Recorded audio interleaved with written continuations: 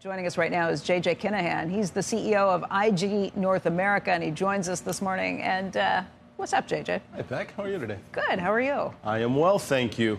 Interesting couple of weeks coming up here now with earnings, right? Yeah, you got earnings as we head into an election, and everybody's wondering what the Fed's actually going to do next. It makes for an interesting trifecta. And we have, 46 new highs, and it's the market that nobody actually loves, so we continue to go higher, and quite honestly, we probably can continue to go higher because I've never seen a market that's doing so well that nobody talks about and everybody's afraid of. And again, path of least resistance is what I always believe in, and the path of least resistance, in my opinion, continues higher because there's absolutely zero FOMO on the upside right now. Yeah, there have been 46 new highs, I think, for the S&P 500 this year.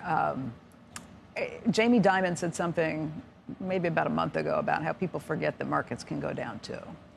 Well, yeah, you say that, but then you look at the people who are in their mid-30s, et cetera, and younger, they've actually never truly seen much of a down market. When they think they see it, it only lasts a few days. Right. They've never had it. So if you are a younger person, I mean, I think it's awesome in the sense that when you're younger, we always tell people to take risk. It's kind of a funny conundrum to me. Mm-hmm. We tell people to take risk, then when they take risk, we actually criticize them for it in times, which is very odd to me. But if you are a younger person and you're willing to take a little bit of risk, it's actually been an incredible run for you, and you've had an opportunity to make some money. Now, again, if you've done so, hopefully you're keeping your risk in balance, so to speak. But this is, when I talk to a lot of our younger clients, et cetera, they really are like, this is amazing.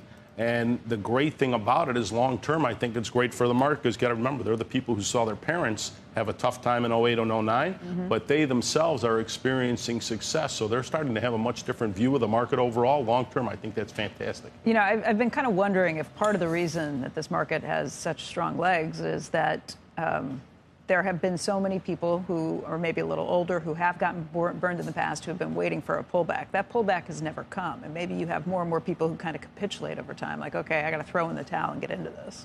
I would say maybe a little bit. But one of the reasons, as I started with, that I think we continue higher is if they're going in, they're still going in very... Just dipping their toe in? Yeah.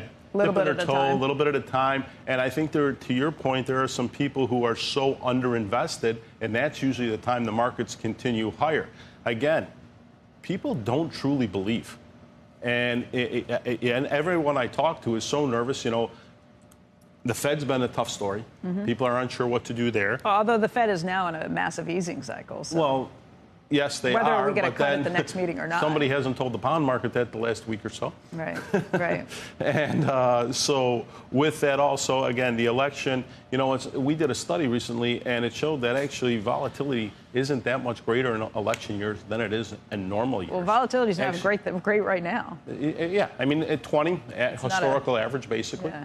But it's only recently come up to 20. Exactly. If you look at the year after elections, that's when volatility actually starts to increase a lot more than the year of the election. When they actually start making changes for whatever administration wins. Yeah, exactly. And can they actually get anything done? And so we'll see in just a few months in January if that sort of holds true.